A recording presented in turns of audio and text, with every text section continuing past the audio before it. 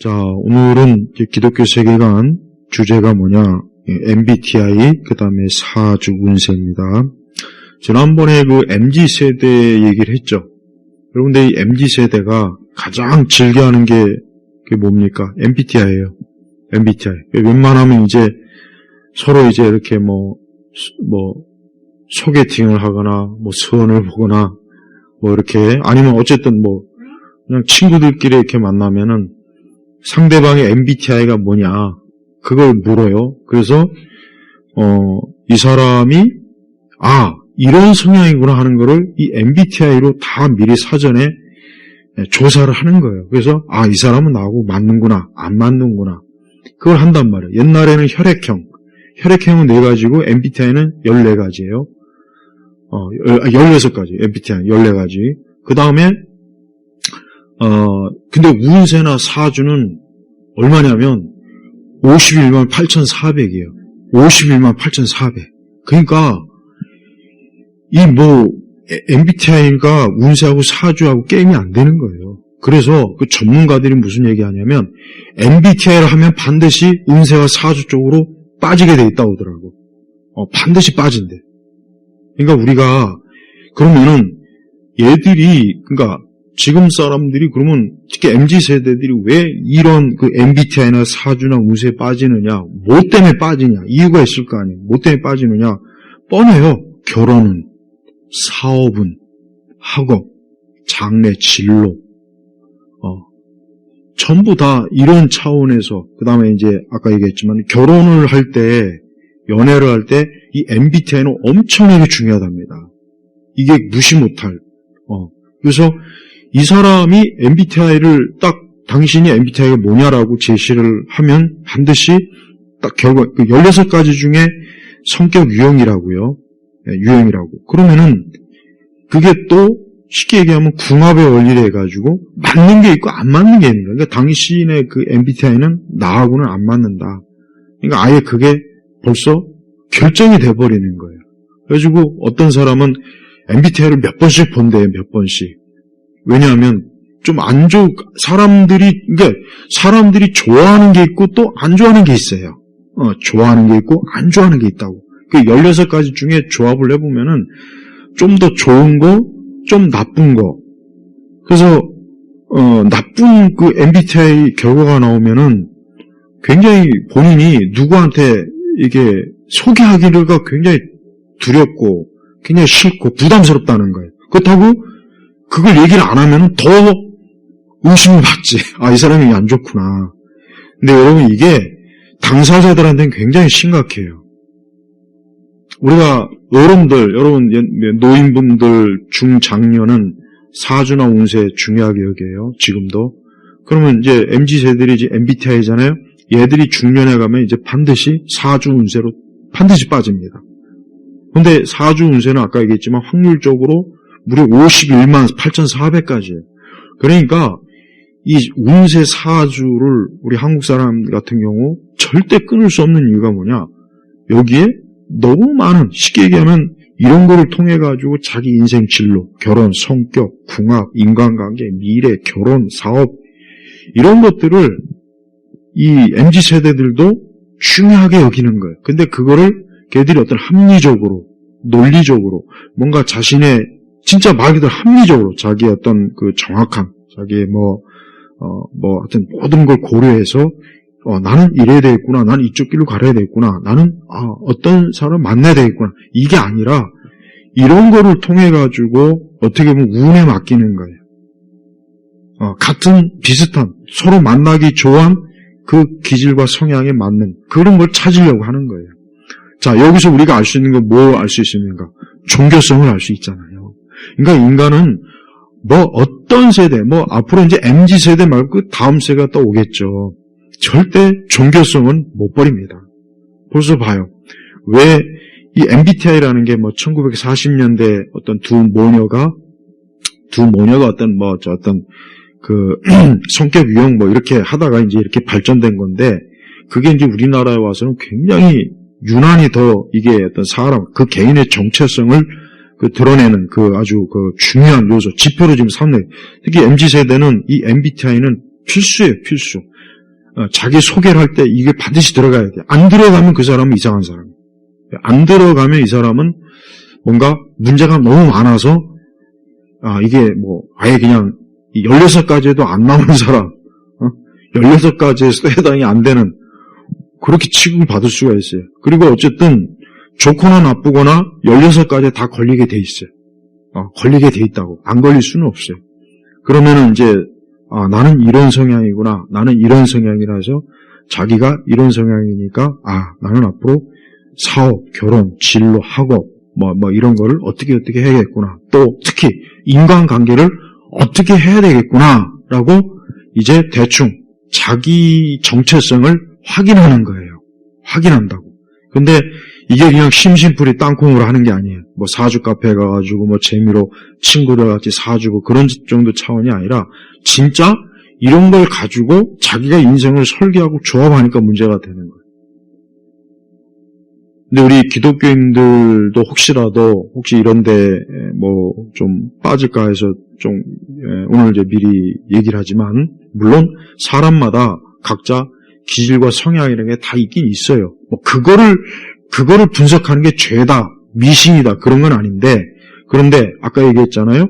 이런 걸 가지고 결혼은, 사업은, 연애, 직장, 진로, 미래 그리고 결국은 이거 가지고는 좀 부족한 거 하니까 결국은 사주, 운세, 관상, 손금 결국은 그렇게 간다네. 다 그렇게 간다고요.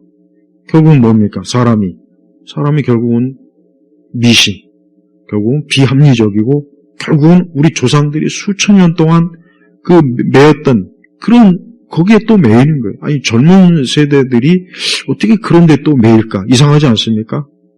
가장 그 첨단, 정말 어떤 IT 지식, 그다음에 AI, 가장 자기 나름대로 세련된 그런 문화를 누린다고 하는 세대들이 결국 어때요? 자기 마음의 우상을 섬기게 돼요. 마음의 우상.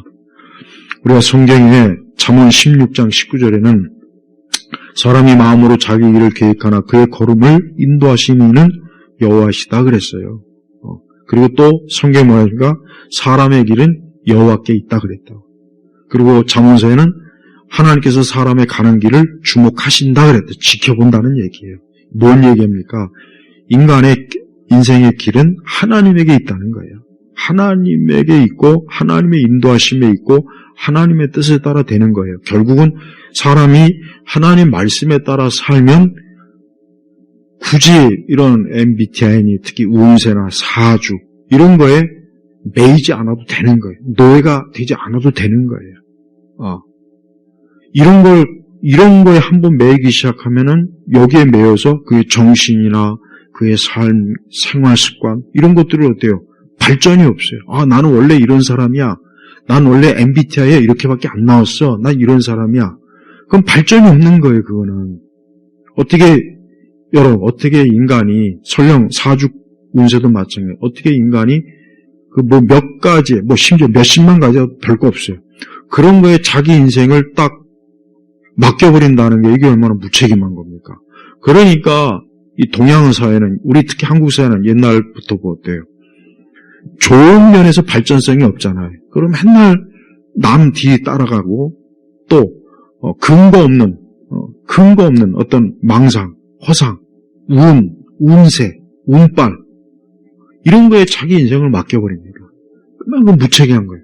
그러니까 그거 자체가 뭡니까? 결국은 즉흥적인 인생인 거예요.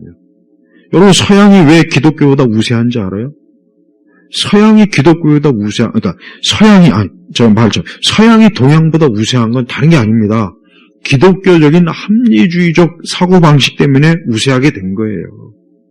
여러분 옛날 동학 때 일본군의 대포 총칼 앞에서 아주 미신적인 생각을 해서 날아오는 총알과 대포를 막는다 그러죠?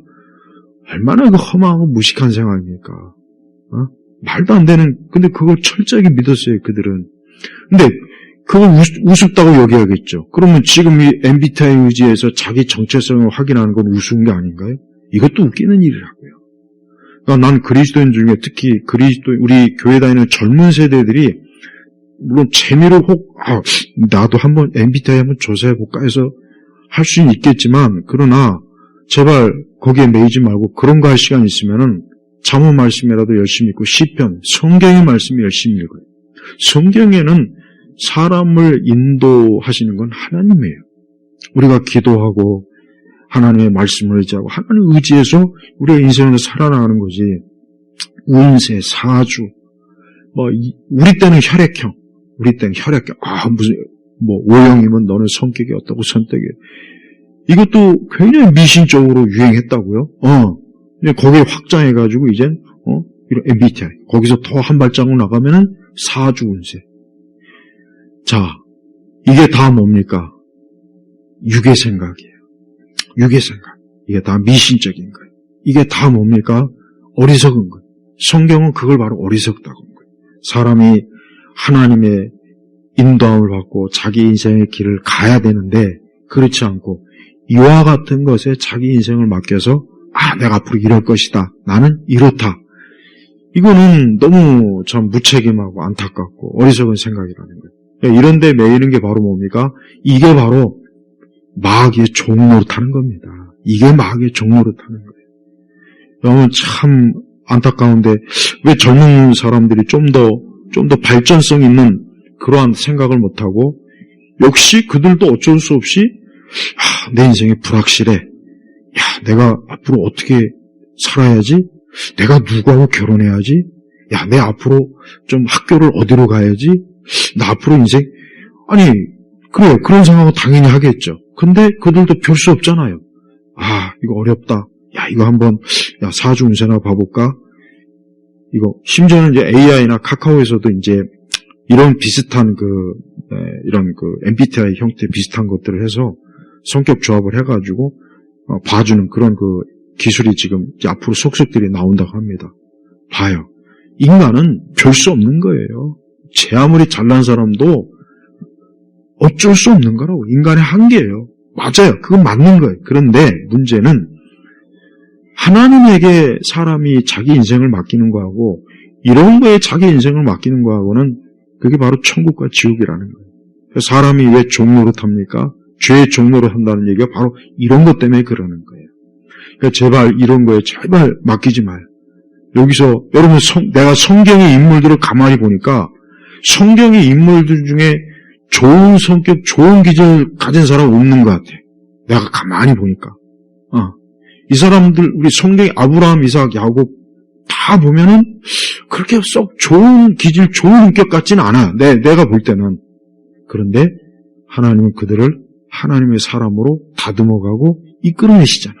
다윗도 얼마나 어떻게 보면 다윗도 굉장히 지금 시대 같은 다윗 굉장히 진짜 흉악한 사람이에요.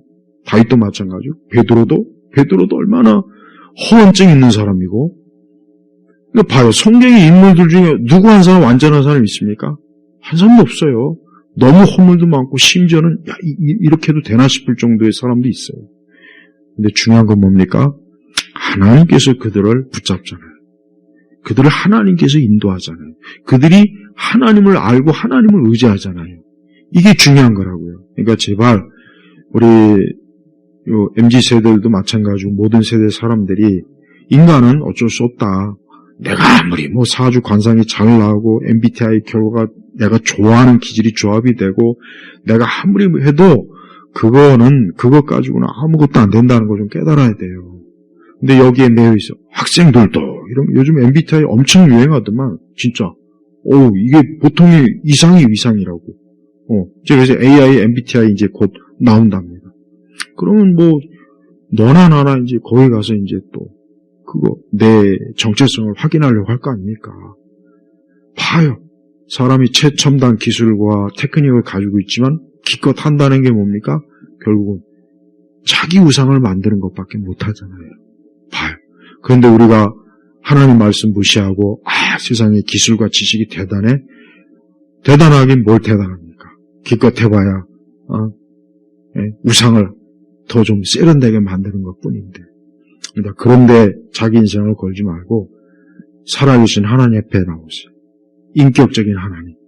내가 그분을 부르면 그분이 답해 주시고 내가 그분의 말씀을 의지하면 그분이 그 말씀의 언약을 이루어 주시고 얼마나 이게 진짜 우리 사람을 존귀하게 대합니까? 네, 이런 허망한 것에 이렇게 해가지고 사람들이 자기 인생을 여기다 건다. 참 그 무책임한 것이고 어리석은 거예요. 네. 그래서 오늘 MZ세대들이 이 MBTI에 열광하는 그런 걸 보면서 제가 느끼는 게 저들도 결국 별 수 없구나. 저들이 앞으로 더 인생을 살아가다 보면 많은 그 진짜 인생의 걸림돌이 걸릴 텐데 그럼 그때마다 뭐에 의지해서 살까? 그때마다 뭐에 의지해서 인생을 헤쳐나갈까? 하나님이 없으면 안 되는 인생들입니다. 아무쪼록 우리 그리스도인들도 세상이 저렇게 별 수 없구나. 저렇게 별 수 없는 존재들인데 이 세상이 뭔가 굉장히 자기 스스로 우리 기독교를 무시하고 성경을 무시하고 또 우리의 신앙을 시대에 뒤떨어졌다. 옛날 구닥다리 같다. 그러면 자기들이 의자는 이런 거는 먹으면 세련된 건가요? 첨단인가? 아니에요. 오히려 그들이야말로 더 어리석은 거예요. 그러니까 우리 특히 교회 안에 우리 청년들 절대 여러분들의 인생을 하나님께 의지하고 하나님께 맡겨야지. 하나님의 말씀의 인도함을 받아야지. 이런 세상적인 방법을 가지고 자기 인생을 한다는 건 그거 자체가 우상이면서도 또 심각한 자기 인생을 불행하게 만드는 요소라는 걸 알아야 돼요. 그러니까 그런 데다 진짜 불확실한 거예요. 그거는 뭐예요? 진짜 확실한 거는 하나님의 말씀. 여기에 인생에 대한 모든 게 다 담겨져 있어요. 그래서 시편 1편에 주야로 말씀을 묵상하는 자가 복 있는 자다 그랬잖아요. 근데 교회 다니면서도 만약에 이런 데 치중하고 있다면 빨리 회개하고 다시는 그런 데 마음 쏟으면은 안 됩니다. 진짜 안 됩니다. 우리는 이런 것 자체가 하나님이 절대 싫어하고 미워하는 것들이에요. 자, 마치겠습니다. 기도하겠습니다. 하나님 아버지, 우리 젊은 세대들이 역시 그들도 인생의 불확실과 또 불안함과 또 자신들의 삶을 어떻게 해야 될지 몰라 참 어려워하는 그런 것들을 어리석은 것에 맡겨서 더 불행한 길로, 안 좋은 길로 가는 경우가 많습니다. 특별히 우리 믿는 믿음의 청년들은, 신앙의 청년들은 그러한 길로 가지 말고 오직 기도와 말씀으로 하나님의 인도함을 받는 지혜로운 인생, 복된 인생들이 되게 하소서. 예수 그리스도의 이름으로 기도 올렸습니다. 아멘.